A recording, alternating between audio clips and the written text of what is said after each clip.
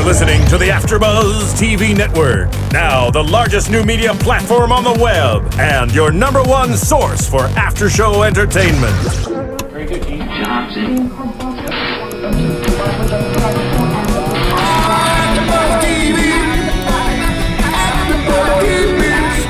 The AfterBuzz Studios in Los Angeles, California. Presented by Maria Menounos and streaming live thanks to Akamai Technologies. This is AfterBuzz TV's The Amazing Race After Show. We'll break down tonight's episode and get you all the latest news and gossip. And now, another post-game wrap-up show for your favorite TV show. It's AfterBuzz TV's The Amazing Race After Show. Fix the collar, all right. We're all ready to go. I'm excited. Good evening, everybody. If you are tuning into AfterBuzzTV.com, you are watching The Amazing Race All-Stars After Show, and it's for episode 11, Hei Ho Heidi Ho. Did I pronounce that right? Or if you want to do it like the Afghanimals, Hei Ho Heidi Ho. That linguistics person probably would not be happy with me at all pronouncing that. But no, not at all. I'm your host, James Wallington. We're down a man tonight in the studio. Oh. We miss you, Jessica, but across from me is the wonderful... Hi, everybody. I am Justin Nichols. It is great to be here tonight, and thank you all for listening right now on your podcast. But listen, we know a lot of you guys are online right now watching us live, so we're doing something really cool tonight just in case anyone wants to partake in the conversation. Help us out a little bit because Jess is out of the studio.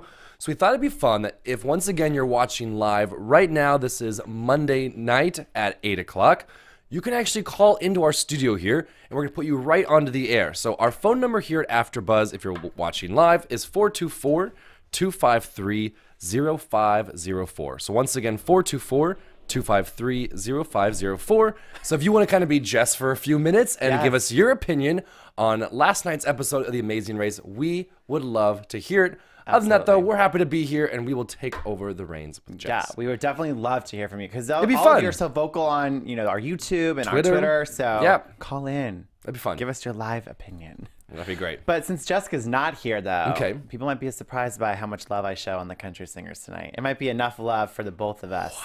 Yeah. I thought they did pretty well last night. You've come a long way, I have. James. I have. Long A way. transformation. It is a true transformation. Justin, what were your overall thoughts on last night's episode? You know what? A little bit of both. I hate to keep beating a dead horse, but this whole season's been a little bit different than I think a lot of us that are big fans of The Amazing Race thought. I think maybe I had unrealistic expectations. When I think All-Stars, I think of some really fierce competition, some really crazy challenges, and not only a lot of that. However, I did like it, though, because you saw a lot of teams going from worst to first and first to worst. You saw crying. I mean, there were some aspects of The Amazing Race, the parts that I love, I saw a little bit in this episode. I completely agree. It was back and forth for me, too. There's one second where I was like, oh, gosh, I just hate this episode. And then, all right, it's redeeming itself, especially more so because the challenges I felt like really immersed the teams into the culture. Yeah. And so that was fun to see. But overall, it was just, so predictable. Come on. Which our predictions were right, which we'll get to, which is funny. Our predictions were right for once. Absolutely. Well, I was never right, so I was shocked. It's shocking. So the teams at the mat, Dave and Connor, they leave at 10:39 a.m. Brenchel at 11:16 a.m. The Afghanimals at 11:25 a.m. And then the Country Singers at 11:36 a.m. Teams received a route marker where they were told to travel by train and plane to London, where they would get into a car and drive off to Liverpool, England, where they will find Anfield Stadium, and each team member must score 2 goals in order to receive their next clue. Right. So you see all the teams rushing to the airport, and I thought it was interesting they really didn't show much of it because it was just so neck and neck, and everyone was on the same flight. It was like, not really dramatic. Not at all. We hear Dave say, it'd be great to be the oldest and the youngest person to win the race, which is true. They haven't had someone of Dave's age or Connor's age really. No one younger than Connor? Well, no. No. Fascinating. I mean, there's probably people who were his age years ago, but they're older now, so he technically by birth would be the youngest. Yeah, right? Fair enough. So then we hear Leo say, we've had bad memories from last season being eliminated this leg. And the moment I heard that little soundbite, I went, damn. Oh, no. this might be the demise for the Afghanimals. Then we have Jen, and she says it's anyone's game at this point. And at first, before I really got to see how the episode played out, I was like, it's anyone's game at this point. I really don't have faith in you guys. I just don't have faith in the country singers to really take it all the way. Hold on. You just said 5 seconds ago that you have been transformed. James, you made it 5 minutes into our podcast. That's why I said, before you put them back down. No, that's why I said at the start when I was watching it, at that moment, okay. I felt like, all right, I don't have much faith in you girls because of what we've been seeing from previous episodes. They've relied more so on the help of other teams than really themselves as individuals. But I feel like they've slowly been stepping it up, but I still don't think they're contenders to win the race. Got it. Yes. Fair. So they take the train from Seville to Madrid, and that's where they take their flight to London, and then they have to find their marked what kind of car? Oh my gosh, imagine it's a Ford! A Ford Focus. Drink. Ford cars in the lot, and they are off to Liverpool. Teams arrive at Anfield Stadium, and I was surprised. Not really surprised, but I loved seeing it. Leo and Jamal were the first team to arrive at the stadium, and in their fashion, they were so enthusiastic, jumping up and down, cheering like the stadium was filled with people. And then they started kissing the stadium ground and say this is where history was made. So I love their enthusiasm. I did too, and it was great because there was an accident apparently on the freeway trying to get to the stadium. And so that really gave them a unique opportunity to kind of jump ahead. And it was great to see them after that injured knee to really start off the leg strong and in first. And these guys don't seem to be strangers to the soccer field. So I was really hoping that this was just going to be the start of an amazing leg for them. Right, because they really did start off strong. Yeah. And they even said, they believe, I don't know which one said it, but they said that it's a huge sport in Afghanistan. So they were super excited to take part in this little challenge on the amazing race. I was nervous though there for a second when Jamal kind of kicked the ball and it looked like he hurt it again. Hurt it more. And I was like, oh shoot, they better be careful because if they really hurt that more, then we're probably going to see them go home. I kind of felt bad for the goalies because it had a flashback to when you were in elementary school and you're being picked for dodgeball. Yeah. Because all the teams, they walk into the stadium and you can look down at both ends of the soccer field, and just based off the looks of these goalies, you had to choose which one you wanted to go up against. So I felt kind of bad for one of the goalies at first because Lee and Jamal were like, you look like you're a scrawny little guy. We can take you. I felt bad for him. But speaking of the goalies, I think that was the one thing that was most frustrating about this entire challenge is because you see, country singers, Caroline and Jen, they come in second place to the stadium. So they arrive second, and then Brenchel comes in third. And Brenchel got through no problem ahead of the country singers. I'm not complaining that they're ahead of the country singers. Okay. What I'm complaining about is I didn't feel like it was really fair because if you watch the goalie, when Brenchel started kicking their balls, it was like the goalie didn't even try to block their balls. And I was just like, how is this fair? Even the clue described that these goalie people are professionals.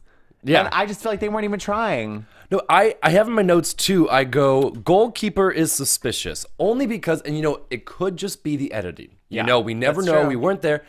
And I don't even remember specifically it just being about Brenchel. I just remember, I think all the teams had some kicks where they kind of just rolled into the goal, and I was like, is there like an earpiece in this goalkeeper's ear where the producer's like, let that one go. Let that one go. We need them. I think I just realized it more so just because they were behind Caroline and Jen, and then I saw the editing and I went, okay, hold up. This is fishy. They just got ahead of country singers, even though Caroline and Jen weren't really great at hitting their soccer balls.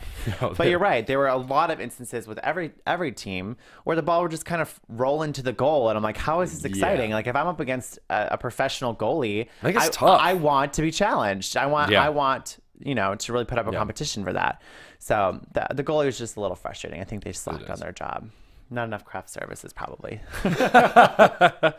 So Brenchel arrived in third, but they quickly, they were quick on their feet and got the balls into the goal, and they were off before the country singers. But Dave and Connor, I was surprised that they've been so consistent every leg of this race, and they've kind of been leading the pack and being a really strong contender in the competition, that I was really shocked that they weren't off to a good start this leg. I was too. So we saw Dave and Connor arrived at the stadium in 4th. And of course, I think I would probably feel the same way. They were very deflated when they saw that they were in last place in that position. It was kind of a reality check for them that, oh my gosh, you know, we may be a strong team, but anything can happen. This is the amazing race. Yeah. So they had a little bit of a struggle. And I think a lot of it was because they were just in their head. Yeah. But one thing I do like about Dave, though, is that, you know, with his age or whatever, I mean, I know he uses that to his excuse. He used that excuses a lot, but the guy really doesn't. He gets frustrated, but doesn't really give up. So I mean, I did like that they showed up 4th. They were getting really stressed, but Dave really brought it, even more so than his much younger son Connor. And Dave scored his 2 goals before Connor did. Right. And there was even a note where Connor was like, "Holy crap, my dad just beat me in this. I gotta step it up." And there was also one instance where Dave kicked the ball and something happened to his leg, and I was like, "Oh shoot!" I was just waiting to hear the word Achilles because I just wanted to take a shot. Yeah, I did believe they mentioned it. Are you serious? There was I mean, he didn't say it right at that moment, but it was brought up at the beginning of this episode, and I was even thinking of you, James. Was like, drink again. I was just so in tune with my notes that I just didn't hear Achilles. It was said. It was said. I'll just take a sip of my my water. Drink now. So, once they do score their goals, though, they now need to find an over 200-year-old aqueduct located in Wales. And that was cool. It's a stream in the sky. That's what I heard. And that looked beautiful because it was over a river. It was just kind of interesting. I didn't really understand the point of it, but I was going to try to look up some facts online to have because I was really fascinated by the whole aqueduct. How'd that go for you? I got distracted. I was cooking dinner. So I didn't really look up facts. Fair enough. But the first team to arrive at the roadblock, the Country Singers. And that shocked me. What? Really? Yeah. Because Leo, you're right, duh. Because Leo and Jamal, remember they met up. That's right, because they met up with Brenchel at the gas station. They needed directions, and the country girls on the way there, they were like, "We got this. We don't need directions. We've been doing really well." You're right. Sorry. Thanks for jogging my memory. And that's when I started to see the light with the Country Singers. I was like, again, this is the amazing race. Anything is possible, and they are the underdogs. And Jess has been saying that for weeks. And so Caroline and Jen got there. They got lucky, but they are proving that they're not relying on anyone but themselves and the skills that they bring to the race. I think the more I think about it, I should know this from personal experience, it's the edit they're receiving. There has to be that kind of flirty, fun, like not really serious team on the race. Otherwise, if everyone kind of had the same edit and they're all really competitive, then it's just kind of be like, okay, where's the story? And maybe they also kind of, had a little bit of strategy to this where they were going to kind of be like that cute girls team that they know when it comes to a U-turn, teams are not going to really view them as a huge threat. So maybe they're trying to be that fun, bubbly, kind team. They don't, it's a little bit of Big Brother aspect. You play a lot of politics, with doing the race. And then all of a sudden they sneak into some of the top positions. And all of a sudden now we're really seeing them. They don't need to ride on anyone else's coattails. They are here. They have the skills to do it. We'll have to see what happens. And that's when it brought me back to the first quote at the beginning when she said, "It's anyone's game at this point." I was like, all right, Jen, you proved me wrong. But it would not have been my game when I realized what the roadblock was. Oh my gosh. In this roadblock, one team member rode on a canal boat and worked with a Welsh language instructor to learn a verse from a Welsh poem. After a 15-minute boat ride, they'd have to recite that poem. If the instructor was pleased, that is when they would receive their next clue. Holy crap. I was overwhelmed just listening to the poem. Yeah. All I have in my notes is very, very tough. Right. Like, I would have been in tears. I mean, there's a lot of humor obviously involved. I loved how they did the flashback of Jamal back to his season when they were in Austria and he had to do the singing roadblock. And then I just thought of Oklahoma Tim when he had to do that and struggled a little bit with it. So shout out to you, Oklahoma Tim. But yeah, Jamal was so funny in this roadblock. Those facial expressions. Holy crap. It was so over the top. And too bad he couldn't see the other contestants doing this challenge because he didn't need to go so. If you guys are watching on YouTube right now, you can see us. It was literally like it was the weirdest thing I've ever seen. I mean, he was, again, Afghanimals, we love you. They're so entertaining. And Jamal, I hope someone makes a Vine with those facial expressions. Colt Paulson. Do it. Challenge. Do it. Make a Vine with his facial expressions. Yeah. So Jamal was hilarious, but it didn't seem like everyone had an easy go at this. No, everyone not at all. struggled. Caroline did the detour, the roadblock for the country singers, Brendan, Jamal, and Connor. All the teams were neck and neck at this point. Absolutely. Again, so it's anyone's game. But Brendan, Caroline, and Jamal had to redo it before I think Connor even got there. Yeah. And then correct. Connor showed up, and I was actually surprised by Connor's behavior in this roadblock. I don't know if you caught on to his tone of voice with that woman. Yeah. But when he got it wrong the first time, he's like, what am I missing? And kind of got frustrated. And I was like, Yeah. whoa, slow your roll, Connor. Yeah. Slow your roll. No, I did. You saw and you saw a little bit on the soccer field as well. Like, maybe it's getting towards the end of the race. You can tell that they're getting tired, you know? But he really seems to be showing just a lot of frustration because also I think they have been doing so well. He's not used to being in the back of the pack. Right. So, I just think it really ruffles his feathers. And yeah, I think he lost a little bit sight of some of the values that most people love about Dave and Connors, that these good-hearted polite guys. Yeah, and of course, that's a lot of the heat that has been on social media is that Dave and Connor, their true colors are showing. Yeah. But again, in their defense, and I'll defend any team on this race, whether I like them or not, you don't know what their experience is really like unless you're running around the world, day after day with very little sleep, jet lag. So I understand his frustration. I think that's just a human reaction, but I was just a little surprised. I was too, especially because the other teams they still managed to keep that positive bubbliness on this challenge, at least a little bit. Yeah. Especially the Afghanimals. They're And known for that. Caroline for sure. But everyone struggled, but we saw Brendan, he got it. Caroline, she got it. And that left Jamal and Connor to really duke it out. And I didn't know. I was like, who's going to come out of this on top? And Jamal left before Connor. Which is shocking and kind of insulting to Connor because if you saw Jamal attempt this, he was so bad. The fact that he still finished before Connor, dude, you did something clearly wrong on that one. Brendan was really great on this one. Brendan was great, yeah. Maybe because he's still in school right now, getting his PhD. So clearly the guy's intelligent, but maybe he's just also he's still in like memorization mode and like all of that. I don't know. That's true. He did do really well. And I think Caroline did really well too. Again, doing it without the help of another team. Yeah. So another point for the country singers in James's book. All right, so Jess is so proud of you Jess, right now. if you're watching, and I hope you are, which I'm sure she is. Of course. I'm going to have a lot of love to show on those country singers for the both of us tonight. I'm channeling my inner Jessica. All right, so the teams leave the roadblock, and this is where they get their route marker to make their way to Bullsworth Estate. Now, before we head on to the detour, I just want to make sure everyone out there rates, comments, and subscribes on our after show. Go to iTunes, give us 5 stars, because we continue to average at what every week, Justin? I feel like we're going to jinx it because we keep bringing it up, but it's only because it's so exciting. But we are truly one of the very, very, very few shows here at AfterBuzz to consistently pull off a 4.5 rating, which is amazing because, we sometimes we say things that you guys agree with or disagree with, or, we may love one episode more than, you guys did. But the fact that you guys still appreciate our comments and being here every week, it means the world to us. So thank you guys so much. So keep watching, tell your friends to watch and, also, rate, download, subscribe, the whole 9 yards, because it means the world to us. And it also means a lot, more importantly, probably to our bosses here at AfterBuzz. Absolutely. And they're very excited as well. So a big thank you to everyone. Yeah, and I would give some shout outs tonight, but I feel like we continue to have the same loyal people tune into our after show every single week and comment and interact with us. So thank you. We can't express our appreciation enough. So continue to do it, and you know who you are. I'll just give a generic shout out to everybody. You know who you are if you're watching. Thank you.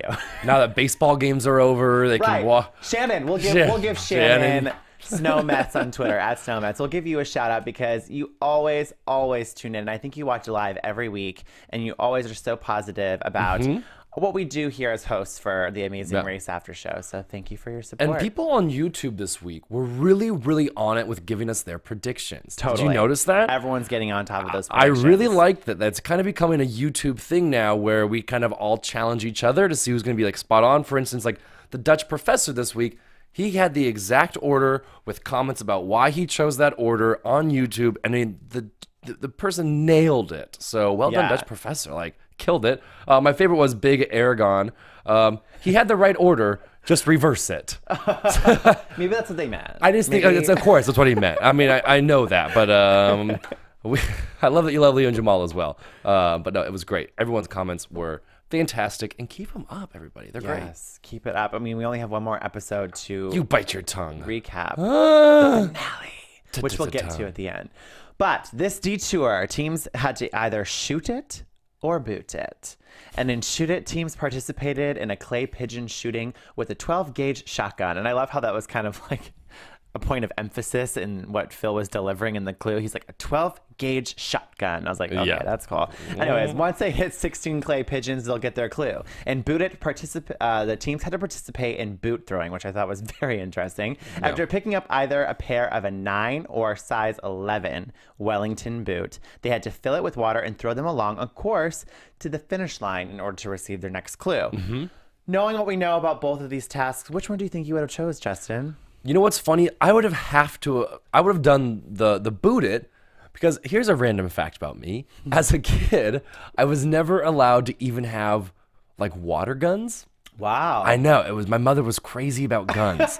So to this day, as a grown man, I have still never even held a gun. Okay. Never even held one. I wouldn't even know what to do. I mean, I know there's a trigger, but like I wouldn't know how to shoot that thing. Yeah. I would have been, maybe it would have been good television.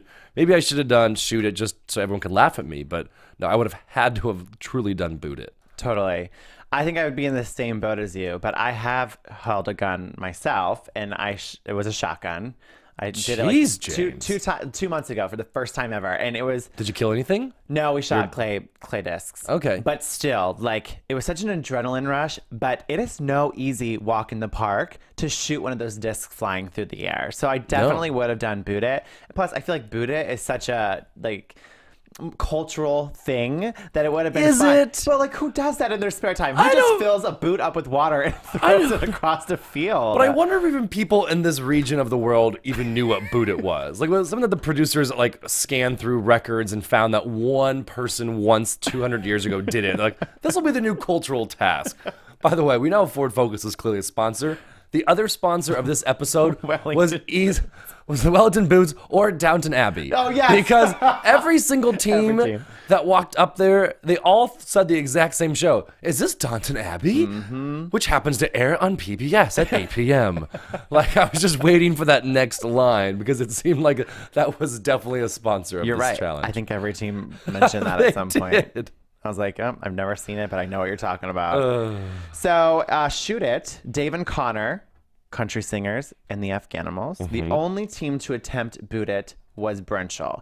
Now, Brenchel didn't really do it the right way. Because we didn't know this. I thought they picked the right... I got really confused because I thought when they were going through the boots the first time, you heard one of them say a 9 or 11. Yeah. So where did they get a 10? I don't know. Like what's so baffling to me is that they spent so much time and effort looking for just the right boot. Yeah. It's like they knew that part of the challenge was getting the right shoe size, and then they chose the one size that was wrong. Right. And I feel like in this situation, I felt like Boot It was the faster and the wiser choice of the detour. I thought so too. And I feel like the boot part is so crucial because you can do the throwing at your own pace and get it done because all you have to do is throw it and fill it back up and keep throwing it. So the boot was such a crucial part of that clue. Yeah. How do you mess that up? Well, ask them. They figured out a way to do it. But I also want to know how long that field was. Well, interesting too, because I was going to ask you, what do you think about how they edited it? Because even before we knew that they did it wrong, I was surprised that they seemed to do the course pretty quickly, but they made it seem like Dave and Connor and Caroline and Jen were the first ones done, even before Brenchel finished the first obstacle. Yeah. So I'm wondering, did they just do that because they needed, for editing's sake, Leo and Jamal to have someone to race against? Or was it really that long of a course that even people that couldn't shoot could finish before them? I don't know. That's a really good point. I guess we'll have to just look at the timestamps for when they leave the mat next week. Yeah. And see how far apart the teams are. Oh, good thinking. We'll use that as our way to do our research. So, Brenchel, the only ones to do Boot It. We both would have done Boot It. Loved it.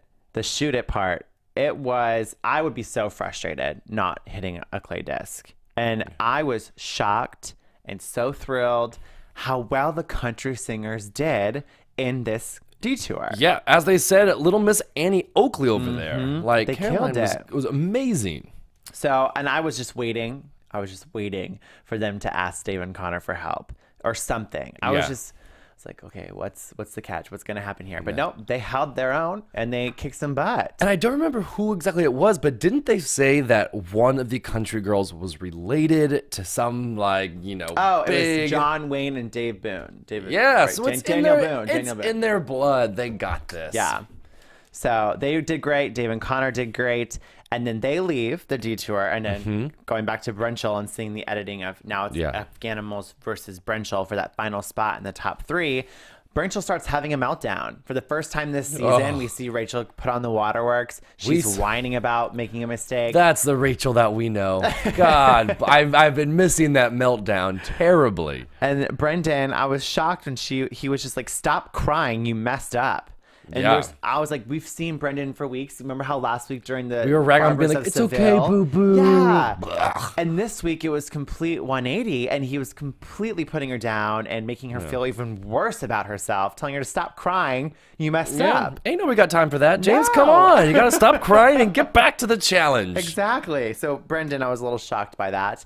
But this is when I'm like, okay, how can people... I get everyone has a different opinions on the teams here, and I'm just going to stick up for the country singers again. We have never seen Caroline and Jen treat each other like that. You've never seen them put each other down. You've never seen them yell at each other. It has been nothing but positive reinforcement with one another. But then again, their relationship is a lot different from Brenchel, because Brenchel, they're married. The country singers, they're best friends. So you kind of handle situations a lot differently. But it was just funny to me that, you know. She really lost it a little bit. She really lost it, and he wasn't really supportive. And what I found surprising, though, is because when they finished that obstacle, had Leo and Jamal even gotten there yet? I don't think they had. So I mean, she was panicking beyond belief, but they knew that Leo and Jamal weren't even there yet. So I don't know. That is when I was getting nervous, though. Yes, I was like, I would rather see Afghanimals in the top 3 than Brenchel. We said it. Come on. We said it. This should be a surprise to no one that listens to our after show. Right? Oh my gosh. Okay, so, but before we even see them complete their detour, that's true. And to see them in Vegas next week, I can only imagine the stuff Rachel's going to say. Is Brenchel going to be there? In the top, I think they're going to be at the finale. Oh, wow. I think. We'll get to that in just a second. Oh, you meant the real show Vegas. Yeah, I was like, because it'll be Sorry, now you guys all know that I'm trying to go to Vegas next weekend. And I was totally going to stock the race teams. Oh, you mean the show that we're talking about right now? Instead of my own personal parties? Oh, got it. Sorry, everyone. Well, we're going to Vegas. So we see Dave and Connor check into the pit stop yet again. They're first. They went from worst to first this entire leg. Peckforton Castle. And they won a trip to Fiji. These guys have won a lot. Mustangs. They have won trips. They have won cash. Like, these guys are on fire. They are on fire.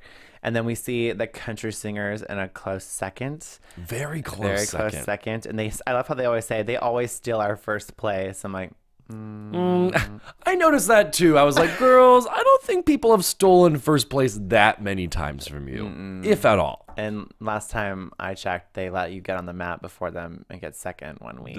So you stole a place that they deserved from them. But let them think that first place is rightfully theirs because, I want them to do well. Right. So Brenchel and Afghanimals. Was that sarcastic, right? Right. Maybe. Come on, they can do it. Brenchel and Afghanimals, and unfortunately, the Afghanimals fell behind. And Brenchel got that third place spot, which any fan should know this. They're the only team in Amazing Race history to be in the top 3 both times they've ever raced the race. So congratulations to them. Their efforts obviously got them to where they are, and you have to commend them for that. And I have to really give it up to Brenchel and especially Rachel because they are such competitors. Not even on the multiple Amazing Race seasons, but the other projects they've done previously. Hell, she won Big Brother. I mean, it's one of those things where she does have a lot of emotions, and she lets that show on camera. But to have that many emotions and to be still that competitive and do so well, like, you have to hand it to her. You have to hand it to her. You have to hand it to both of them. that they are some wacky ass people, but God, they know how to run the race, don't they? I mean, no matter what happens, no matter how many tears and "Are you okay, boo-boos" we have to hear, they're still always in the running. So good for them. And I think that says a lot about their relationship too, as a married couple. They clearly just know how each other work and operate, for the good and the bad. Which is scary. So they are competitors. There's no denying that. But I'm really, really sad that we have to say goodbye to the Afghanimals. It is really sad. I really wanted them in the top 3. Yeah. I really wanted to see them race to the finish line. They deserve it. They've had a great race. They've been nothing but positive. So strong. Their enthusiasm was what made this season what it was. Again, they are the stars of All Stars. Yeah. They put the stars in All Stars this entire season. I agree, you know, and it's hard to, because you're right. They bring such a great personality to it, and they've been racing so strong. And, you know, it's hard too because, you know, they're very active with us here at AfterBuzz as far as social media, or, you know, just inviting us to, you know, amazing race events. And it's just cool that, you know, to see them being such great guys, to go home when they're so close. And they were so close to last season as well. Yeah. You're just like, ugh. But I get it, because now you have, you know, Dave and Connor and the Country Singers from the Accidental Alliance versus Brinchel in the top 3. And that's going to be a very heated, very competitive finale. And I cannot wait to see what's going to happen. It's going to be insane. It's going to be insane. Yeah. So let's talk about predictions for this finale. And now, your AfterBuzz TV predictions. All right, Justin. Do you want to go first? Do you know what's so messed up about me?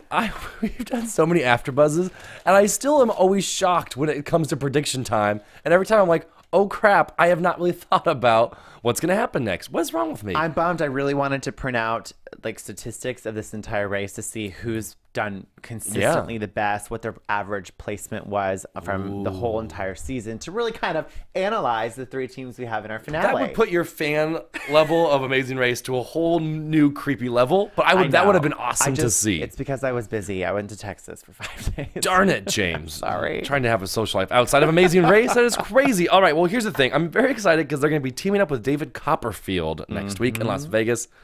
Oddly, I'm a huge fan of David Copperfield. It's going to be cool. I've been to some of his shows. Really? I have. I know it'll be it's fun weird. for you to watch. It's going to be great for me to watch. And I also, here's the thing. I think it is going to be Dave and Connor, right? I don't know. Their story is too good. They've both overcome these crazy obstacles. They have talked about his age and his Achilles heel so many times on the show. I feel like they're just leading up to this like moment. However, I think Brenchel, they're tough competitors. I think they're going to get in a close second. I do. And I love me some country girls. And I'm so proud that they're in the top 3. But I think they're going to get bronze on this one. All right. Am I complete opposite of you? You're giving me the look like you completely disagree. No, we're very close in our predictions. I agree. I think Dave and Connor have what it takes to win this based on editing and story. Like, we've heard more about the age difference, the age gap that they have, the struggles they've had to face with the Achilles from last season till now. And just, they would be the first like parent-child team to ever win the race in entire Amazing Race history, which it's about time. It's about time. And I just feel like they've been so consistent with every single leg that I would be shocked if they don't win. Okay. I'll be shocked. So I'm a little torn with second and third because it could go one of 2 ways. Well, obviously, there's only 2 other teams to choose from. Right. 1 of 2 ways. We have country singers who are always positive. They finally are starting to believe in themselves, and they've proven to do pretty well the last few legs, not relying on the help of Dave and Connor, more so themselves and what they're capable of. That because of their level-headedness and their enthusiasm and how much they support one another, I can see them doing better than Brenchel in some aspects. Okay. I think Brenchel has all the potential to win, but I don't think they will. I think they'll get second, if not third, because that's all they're really. That was the biggest cop-out ever prediction. If they don't get second, they're going to get third. Of course, James, because there's only 3 positions to choose from. What I'm saying is because it could go either way. Because if Rachel has a huge meltdown, that really affects their race. I hope she does. Just because of the television purpose. Yeah, just for good I would love to TV. see Yeah. it. I don't know. But I'm so excited to see them skydive to the pit stop. The finish line. So cool. That's going to be awesome. It is. And for us, we are working on it. We're figuring out the details right after the show tonight. It may happen. It may happen. A very big May. We might be going to the Amazing Race finale festivity parties in Las Vegas this Sunday. How cool would that be? I'm stoked, and hopefully we can make it work. We're both like, because Jessica's not here, and she is like the missing piece to our puzzle to really figure out these plans. But I'm excited to be there. Darn it, we are committed to bringing you guys all the information about the Amazing Race. So we thought there's no better way to get the real scoop on how this season was than to go talk to a lot of the racers themselves. Yeah. And come on, it's in Vegas. So when we got the invite to join the racers, we thought, why not? So hopefully we'll have some great stories for you all and some great bit of information after we get back from our trip in Vegas attending the finale party. Trace J hits the strip. Dumb.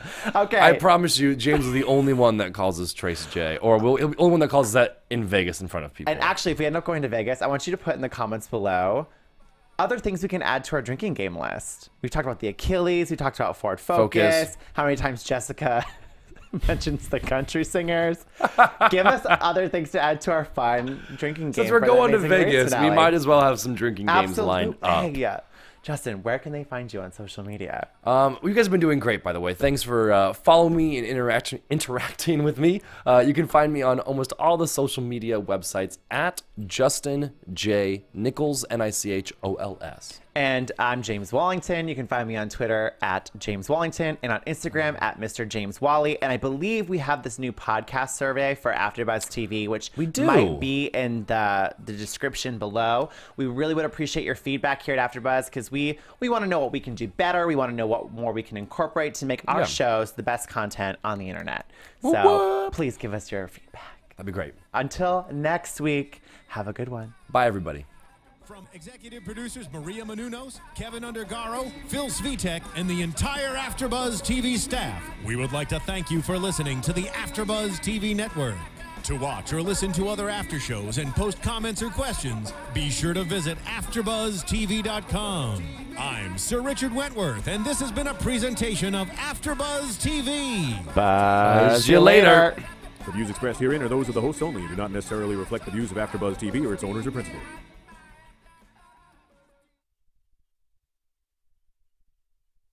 Thank you for watching AfterBuzz TV on YouTube. For more of your favorite after shows and interviews, subscribe to our channel here, and be sure to share your opinion on the episode in the comment section below here. We'd love to see what you guys are buzzing about. Thanks again. Buzz you later.